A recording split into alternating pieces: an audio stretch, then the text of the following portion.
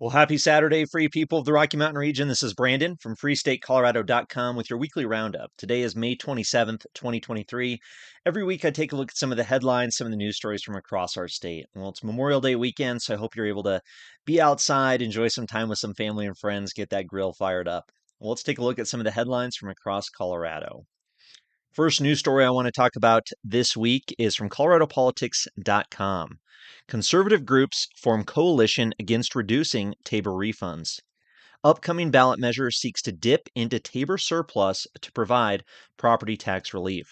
From Hannah Metzger on May 25th, 2023. So this illustration here kind of shows how some TABOR refunds, a better way to call it is TABOR rebates, how this actually works. So TABOR, the Taxpayer Bill of Rights, was passed by Colorado voters in 1992, and it limits how much money the government can keep. That is, it limits how much of our stolen money, our hard-earned money that the government is able to keep from us after they've stolen it out of our paychecks or taxes on other means. So, TABOR refunds come from the cash funds, general funds. TABOR limits how much this can keep, and that money goes back to the public as it should. Now, unfortunately, we've seen politicians use TABOR as a mechanism by which they can fund their special interest projects, and this is another example of what's happening this year. Jared Polis, in a shameful display, has been trying to steal our TABOR refund money to pass his quote unquote property tax resolution. Totally unnecessary. They're just using this as an excuse, as a crisis, this property tax crisis as an excuse to steal our hard earned money and not give us back the money that is rightfully ours under the Taxpayer Bill of Rights. So, to the article. A dozen conservative organizations formed a coalition Thursday to advocate against legislative efforts to reduce refunds from the Taxpayers' Bill of Rights. This announcement comes one day after Governor Jared Polis signed a new law asking for voter approval to provide property tax relief by dipping into the TABOR surplus, which pays for the refunds. The groups comprising the coalition are Advance Colorado, Americans for Prosperity Colorado, Broomfield Taxpayer Matters, the Centennial Institute, Colorado Union of Taxpayers, Colorado Women's Alliance, Independence Institute, Liberty Scorecard, Lincoln Club Colorado, Springs Taxpayers United, Steamboat Institute, and Tabor Committee. It's great that we have so many wonderful groups standing up for taxpayers here in Colorado, I would say. These groups definitely deserve your support, whether you're donating, maybe volunteering, or just spreading the word about the great work that these organizations are doing. Quote, while special interests and politicians have been busy looking for ways to withhold TABOR refunds over the last several months, Americans for Prosperity, our activists and coalition partners have been busy contacting voters across the state, said Jesse Mallory, state director of Americans for Prosperity.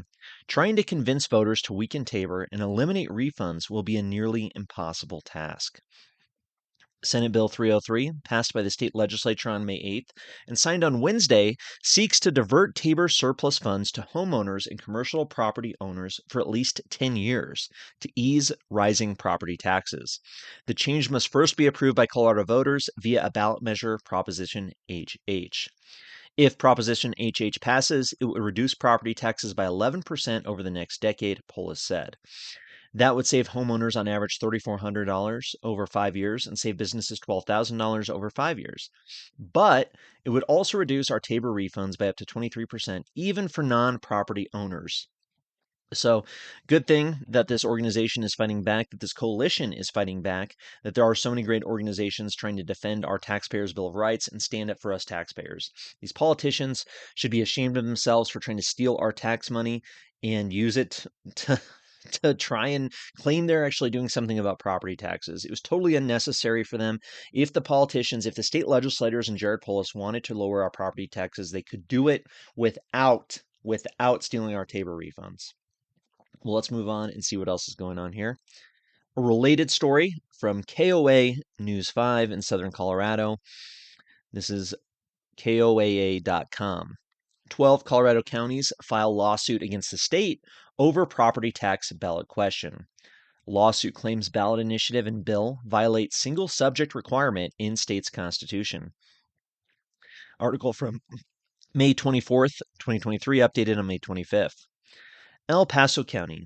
12 counties have filed a lawsuit against the state of Colorado following Governor Jared Polis signing Senate Bill 303, bill that refers a measure to the November ballot to try and reduce property taxes in the state.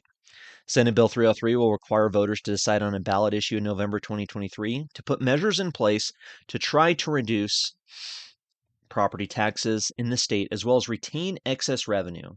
That's a political way of saying keep our tax refund money, typically refunded under the state's Taxpayer Bill of Rights, TABOR. Wow. So 12 counties know that this is a scam, this is a sham, and they're standing up and pushing back to try and defend their communities from this outrageous attack on our pocketbooks by Jared Polis. In a press release, Advance Colorado stated their lawsuit focuses on Senate Bill 303 and Proposition HH and calls them single subject and clear title violations. Rather than transparent and honest policy, this is an attempt to lure Coloradans in with a false promise of property tax relief, but is really an exploitation of struggling families, said Carrie Geithner, El Paso County Commissioner.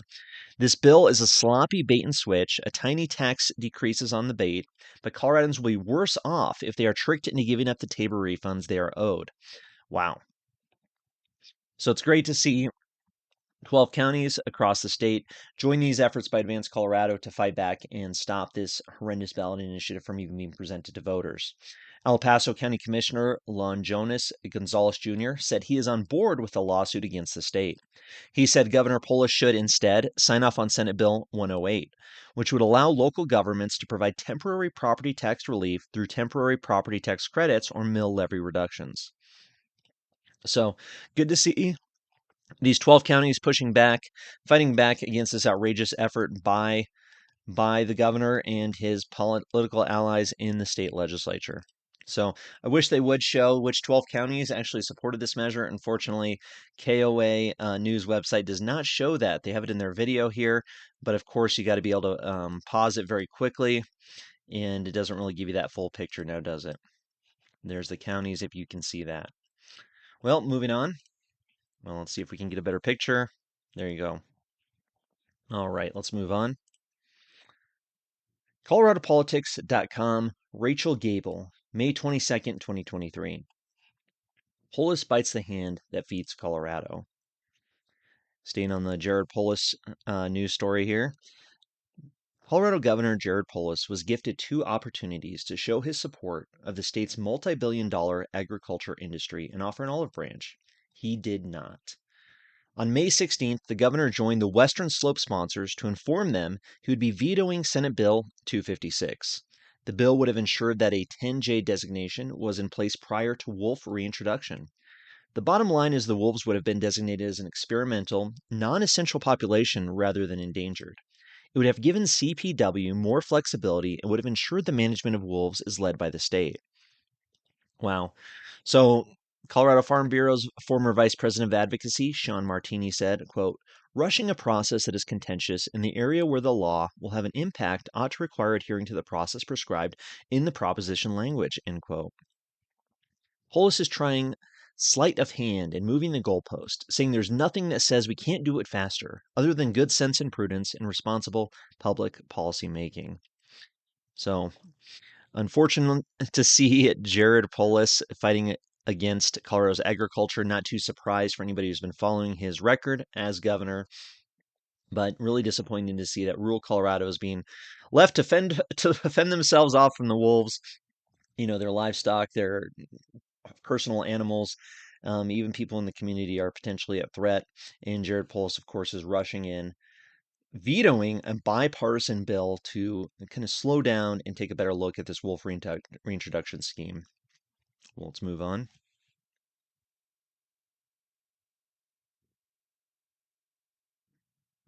Report.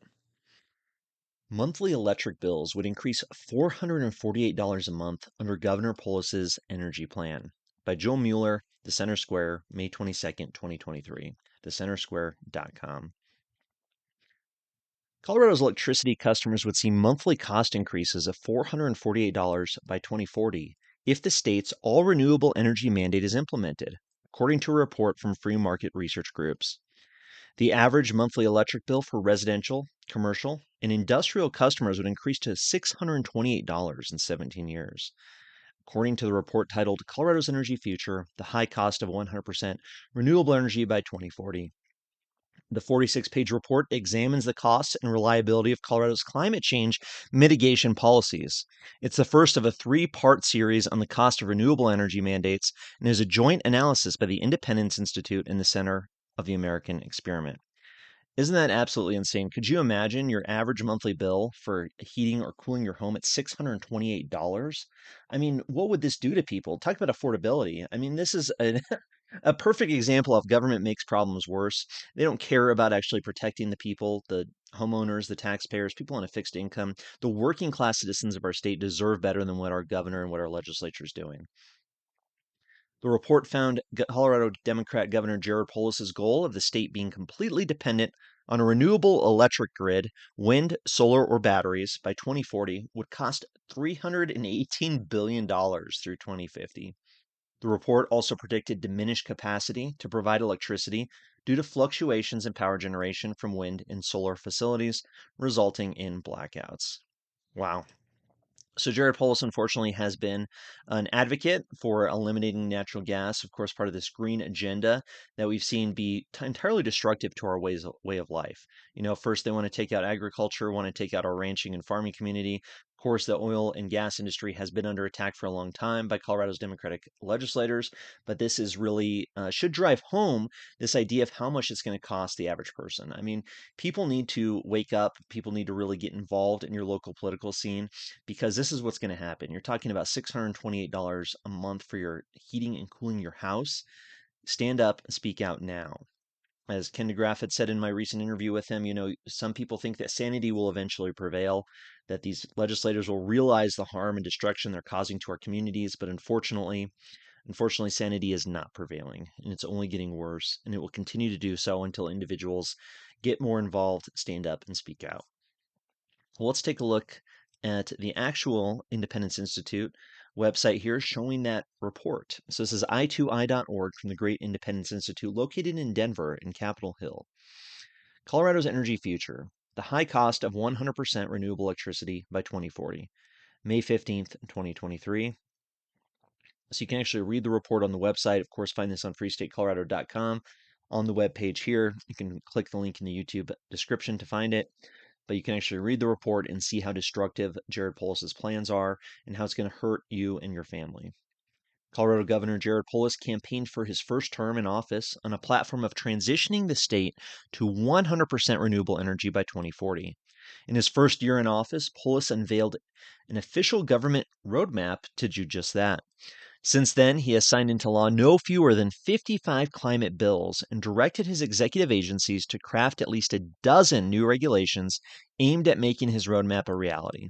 Perhaps most consequential among those is the recent PUC decision to completely phase out coal-fired generation in the state no later than January 1st, 2031. Wow. This three-part study does what no one else has been willing to attempt thus far. With the help of detailed modeling commissioned by the Independence Institute and conducted by energy researchers at the Center of the American Experiment, it aims to put a total price tag on the state's energy transition while evaluating the reliability implications that come with it. So if you're involved in energy, if you're involved in public policy, this is something you need to look at. This green agenda is not going away, and it's going to be used as an attempt to further restrict our ability to maintain our way of life, unfortunately. Let's move on to the next article here. The denverpest.com here. How to appeal your 2023 Colorado property assessment and when. Noel Phillips, May 21st, 2023. A little anecdote, of course, at the top, like some of these articles like to start with. Let's skip down to the meat. Colorado's county property assessors calculated unprecedented gains in home values and mailed notices to homeowners earlier this month. Median increases in residential properties calculated every 2 years shot up between 30% to nearly 50% across Metro Denver. Those higher home values are expected to result in significant property tax increases next year, although it's too early to know exactly how much those tax assessments will go up. Now, assessors along the Front Range are reporting record numbers of appeals and are preparing to receive thousands more before the June 8th deadline. So June 8th deadline if you're a homeowner and want to appeal the property tax assessment. So this article does detail some great ideas or some tips, some information about what you should do to challenge this home valuation if you think it is too high. They talked to several county assessors across Denver, Jefferson County, Douglas County, Arapahoe, and so forth, Adams. So it's very interesting to explain how the process works. You can appeal for free. Make sure you get it in the deadline. File online by mail or in person. Understand what you're appealing, how they're actually calculating it. Double check your property records, see what you can do. Tell the assessors what they don't know so you can tell them about your property and why it shouldn't be valued so highly. So there you go. Check that article out if you are a homeowner, if you want to do your best to try and avoid paying such high property taxes. Well, let's move on. Article from my website, freestatecolorado.com/DeGraaf, an actual interview I did with Representative Ken DeGraaf, recounting his experience here on the 2023 legislative session. This was Representative DeGraaf's first year in the legislature, and he's been one of our liberty leaders. He's really defined his tenure so far as being somebody who's going to be a no-compromise, pro-liberty legislator, standing up against the authoritarian Democrats and even some members of his own party, unfortunately. Unfortunate that they are not quite as liberty-minded as one might think. So, very interesting interview and conversation we had reflecting on his first year, reflecting on some of his legislation that he supported. Representative DeGraaf was one of 2 state legislators to earn an A rating from Liberty Scorecard Colorado. Only 2 out of 100 legislators. How sad is that? But good for Representative DeGraaf. We had a pretty long 49-minute conversation where he's discussed his first year in the legislature, his bills he sponsored, what he learned about Colorado's Democratic legislators. I asked him what surprised him and what advice he'd give to somebody running for office in 2024. What surprised me was that how well versed Representative DeGraaf is in climate science. And one of the bills he sponsored illustrates that, but he goes pretty in depth in terms of exposing some of this green agenda and how destructive it is. And he provided quite a few links here for anybody willing to do some more research and wants to dig into the reality about this climate hysteria that we're experiencing. So check that out, freestatecolorado.com/DeGraaf. Had a lot of fun doing that interview. But let's move on. A couple more articles here to cover this week. Editorial from the Denver Gazette.com. Denver asks for refugees who are coming in droves. May 22nd, 2023. So, of course, if you've been to downtown Denver recently, it does look like a refugee camp. It does look like there's a massive tent city developing along nearly every alley and sidewalk in big portions of the city. It's very unfortunate that there's so many unhoused individuals struggling to get by. And of course, now here comes more. Here comes busloads of immigrants from the southern border coming up to Colorado. But as this editorial points out, the Denver leadership, the Denver Democratic mayor, he himself is to blame. Life has no cruelty worse than counterfeit hope, as portrayed in Steinbeck's Grapes of Wrath. Elusive fruit leads the needy to proceed with false expectations. Professed benefactors who fib, exaggerate, renege, or demand compensation do more harm than good.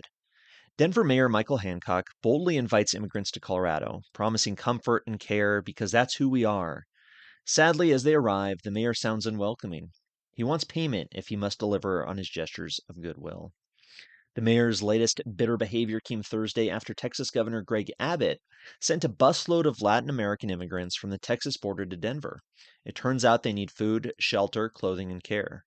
Quote, until the president and his administration step up and fulfill their constitutional duty to secure the border, the state of Texas will continue busing migrants to self-declared sanctuary cities like Denver to provide much-needed relief to our small border towns, Abbott said.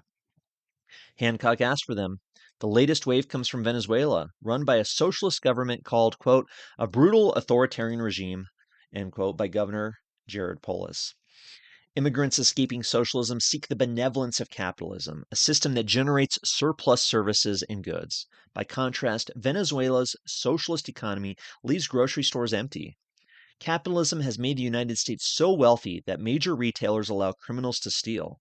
In Venezuela, where government owns the means of production, there is nothing to take. Most Denver dumpsters contain more nutrition than Venezuelan immigrants could dream of back home. That seems a little hyperbolic to me, but I get the point. It makes common sense to bus Venezuelans from low-income border towns to cities replete with social services, fully stocked store shelves, and politicians who speak of equality, equity, sanctuary, and compassion of the poor. In a recent meeting with the Gazette's editorial board, Hancock reiterated his desire to support refugees and other desperate immigrants. So, of course, these are the outcomes. These are what happens when you make the city a sanctuary for people who are in the country illegally. Unfortunately, Denver's been struggling to even meet the needs of our large unhoused population as it is. If you go down to Lodo, the Coors area, even 16th Street Mall, Capitol Hill, nearly anywhere along Colfax, you're going to see a lot of people living on the streets. And now, what about them? What about the veterans? What about the people who are just struggling to get by? And now here comes more immigrants, more people without a home, looking for a handout. I mean, looking for support. And unfortunately, the resources aren't necessarily there for them. And Mayor Hancock and the other politicians in Denver should have thought about that before promising so much.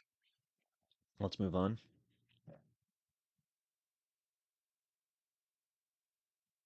The great Complete Colorado.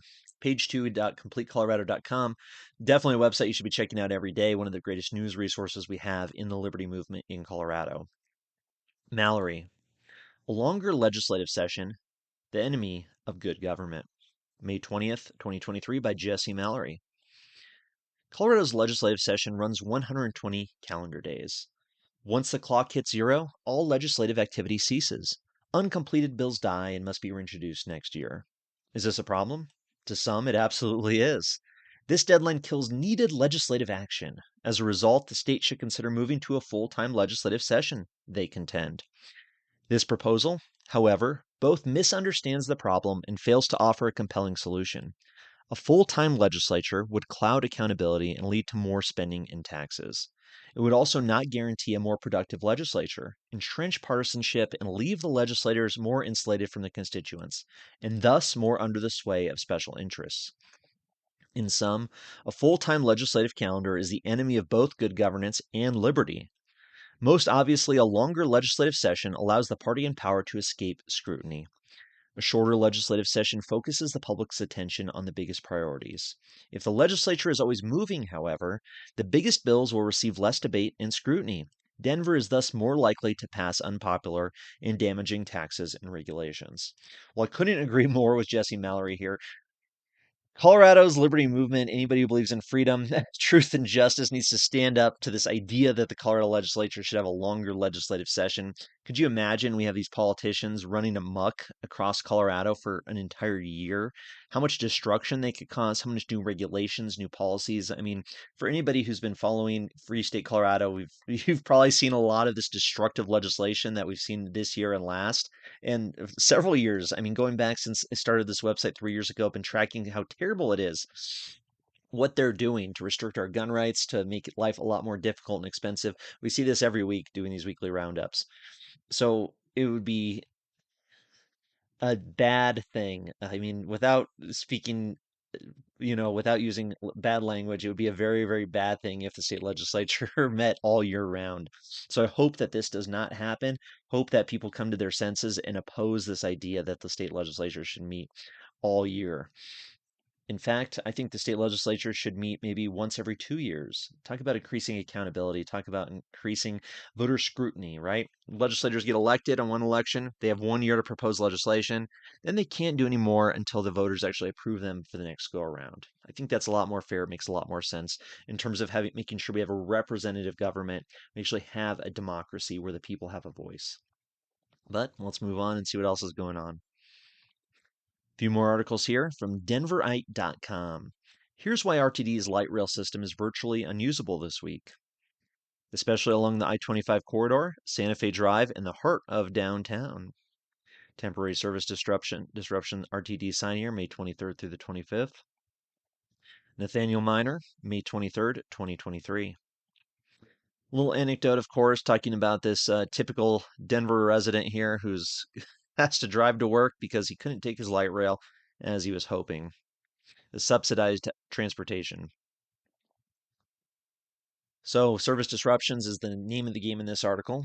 Quote, the power line replacement and two other maintenance projects are making RTD's E, D, and H light rail lines extremely difficult, and in some places impossible to use this week, especially along the I-25 corridor, Santa Fe Drive, and in the heart of downtown.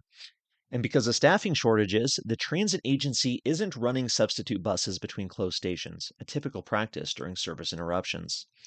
These schedule disruptions without bus shuttles are just another symptom of an insufficient transit workforce, Molly McKinley, policy director for the Denver Streets Partnership, said in a press release. Transit riders need leaders at the local, regional, and state levels working together to address this need. Of course, that means they want more money. RTD officials said the work is vital to the long-term health of the light rail system and urged riders to sign up for text alerts for the latest service interruptions. So some of the reasons that havoc is being wrought on the commutes here in light rail's worn out wires, a months long fix to a years old problem, and emergency repairs downtown. So I thought this was a perfect example of how people don't like RTD. RTD is a total waste of taxpayer money. It's a completely subsidized transportation that is unreliable. It's not safe. It's dirty. It's not a reliable way for people to get to work. I mean, if these politicians have their way and everybody's forced to use RTD, forced to use mass transit, I mean, look at what's going to happen. Our whole way of life cannot sustain itself. And maybe that's part of their goal. But I digress. RTD is a total failure. It's a failure of central planning, of socialized government schemes where these politicians want to create, high density areas fed by mass transit, creating these communities of their design. Unfortunately, reality doesn't always work out the way the politicians want, and RTD should ultimately be defunded. Let's move on. Out there, Colorado. This is from the denvergazette.com/out there, Colorado. Coors Field set to use palm scanning technology for alcohol sales. No thank you. May 22nd, 2023. Wow. I don't like this idea. I don't know about you. I think biometrics, I think creating this like surveillance society where you have to show your retina or your palm or give them a thumbprint in order to buy beer is not going to lead to a pro-liberty society, unfortunately. According to a news release from the food, beverage, and retail provider at Coors Field, Aramark, Sports and Entertainment, customers will soon be able to utilize Amazon One palm scanning technology to buy alcohol at the venue. Amazon One is a free service where users can use the palm of their hand to access a digital wallet that stores credit, debit, and ID information. The use of Amazon One has already rolled out at several stores in the United States, including Amazon Go, Amazon Fresh, and Whole Foods Market, of course, all owned by Amazon. According to the release, users will be able to prove their age at Coors Field by simply hovering their hand over an Amazon One device. Absolutely crazy. Coors Field visitors can enroll in Amazon One through their kiosk there at the place. I don't know what you think. I think this is a terrible idea. I mean, think of what we experienced during the COVID tyranny, where people had to have COVID vaccine passports in order to access basic services or go out to eat.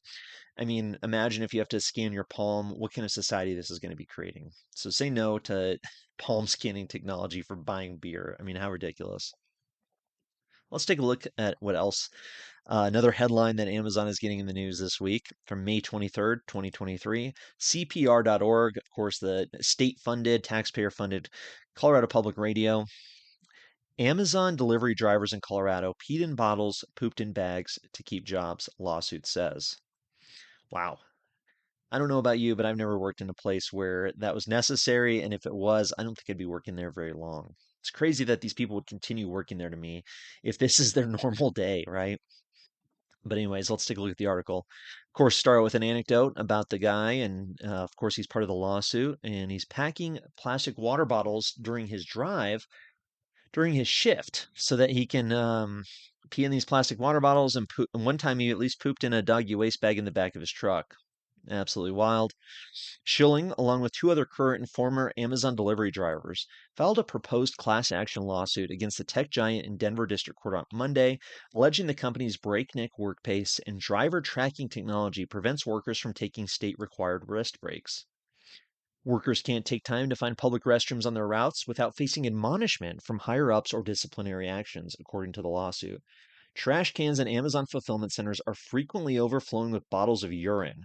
that drivers have thrown away at the end of their shifts, it alleges. Now, if this is true, think about the packages Amazon is delivering to your house. I mean, it doesn't seem too clean or sanitary to me. You get a box in your house. This driver's been, using the bathroom, defecating and urinating in his vehicle, and then handling all your materials, leaving it on your doorstep. Be warned, people. On top of violating Colorado labor laws, the company's workplace policies and demands deprive drivers of basic human needs, said David Siegelman, executive director of Towards Justice, the Denver based legal organization representing the drivers alongside two out of state firms. Wow, they're smelling money here to get three law firms involved. In order to deliver packages for Amazon, you have to pee in bottles, said Seligman. The case, one of the largest of its kind, according to the filing attorneys, also alleges that Amazon's workplace policies and practices discriminate against women and transgender people. Wow, they're really checking all the boxes here, right? They want this lawsuit to succeed. So, what other minority communities can they bring into this, right? So Amazon, of course, declined to comment. I mean, this is absolutely crazy. Amazon's using GPS tracking, surveillance cameras, and its driver app to keep the company's employees in line with Amazon's assigned time frame, according to the lawsuit. Any diversions from a driver's route are instantly recorded by the company's artificial intelligence programs. I mean, this seems like a dystopia, right? You got to swipe your hand to buy beer. You got to pee in a bottle to work your job. AI's tracking you. You're getting an app you got to check in on. It's following you everywhere you go, and you're in trouble if you stop to take a bathroom break. Absolutely crazy. Of course, I don't know why anybody works in these jobs. I know the labor market might be tough for some people. It's hard to give up a job like this if they do pay well, but at the same time, pretty wild stuff. Interesting story. Interesting to see Amazon making some headlines this week in the news. So there we go. Last article of the week from Denverite.com. Can Denver's next mayor end no payment evictions by 2025? 18 anti-poverty groups have a plan. Now, these anti-poverty groups, as you may expect, do not want to help people get higher paying jobs, train them for, for the workforce, or reduce taxes and regulations to make it more economically feasible for people to make more money, to have higher incomes. No, they want to subsidize people who don't have enough money by stealing money from people who have too much money in their eyes, giving it to people who don't have enough money, and paying their rent for them. I mean, what a scheme, right? This article is important also because, as we saw this year in the legislature, there's all these anti landlord, anti property bills, these pro rental bills, to help out these poor renters who can't afford the expensive cost of living in Denver. Make no mistake, though, who's really responsible for that? Obviously, the government for all their restrictions and regulations. Well, anyways, Kyle Harris wrote this one here, May 24th, 2023. Evictions in Denver have spiked above pre-pandemic levels, and 18 homelessness and anti-poverty groups say they have a plan for the next mayor to end all evictions for unpaid rent in 2 years. In 2 years, nobody's going to get evicted anymore because they can't afford to pay rent. Seems unlikely. The plan is called Zero by 25. Of course, they have this long quote talking about how wonderful these politicians could be, what heroes can be to keep neighbors safe in their homes. Of course, record court filings from all these people being evicted because they can't afford the bills, not to mention the economy's being run into the ground by government policies. So they go on and on and on. So here's the three main strategies these 18 organizations hope the next mayor implements. Interesting that they could get 18 organizations all on the same page, but nonetheless. Quote, investing $55 million annually in rapidly paid emergency rental assistance integrated into the existing courthouse eviction prevention infrastructure, investing $10 million annually in eviction legal defense, intake and navigation, and system-wide capacity building, and implementing a pay-for-success model backed by a $3 million investment in measurement and evaluation, whatever that means. So clearly these groups are going to the governor or the mayor candidates, the mayor of Denver candidates, trying to get them to sign on to their scheme here. Of course, by asking politicians, this means one thing. They want to get taxpayer money to fund these programs, right? Well, you can see where this is going, right? I mean, if taxpayers are funding these emergency rental assistance funds and these eviction legal defense funds, well, they're going to probably have to take a little more control over the housing market, right? I mean, it makes sense. And they say, well, we're paying this rental assistant, but maybe we should also take it a step further and say rent can only be capped and it must be capped at this level here, or state subsidized housing should exist in this community. We should drive out all the private developers and private property owners and put state mandated, state funded housing. I mean, this is a step in that direction. So make no mistake. that this is not going to solve the problem. Creating more government involvement by taking more of our tax money and throwing it at this issue is not going to improve the quality of our life in Denver or anywhere else in Colorado, for one thing. So, of course, this long article goes on and on about how the mayor candidates, um, are using their best political language to say they agree without committing to anything, of course. And there we go. An issue that was going to continue, and absolutely wild to think that this is actually a part of the conversation to end no payment evictions within 2 years. They just need enough taxpayer money. Well, thank you very much, everybody. Hope you have a great rest of your Memorial Day weekend. We'll see you in a week. Sorry this was a little late getting out. Actually recorded this morning at 5 in the morning. Microphone was not hooked up properly, lost all audio, so here I am at 6:50 at night after work getting this out for you. I really appreciate everybody who tunes in. Keep up the fight for liberty in Colorado. FreeStateColorado.com has a lot of fun things planned, more interviews, more opportunities for engagement, and please consider visiting Liberty on the Rocks to check out some great Liberty meetups in Denver and Northern Colorado coming soon. Thank you very much and take care.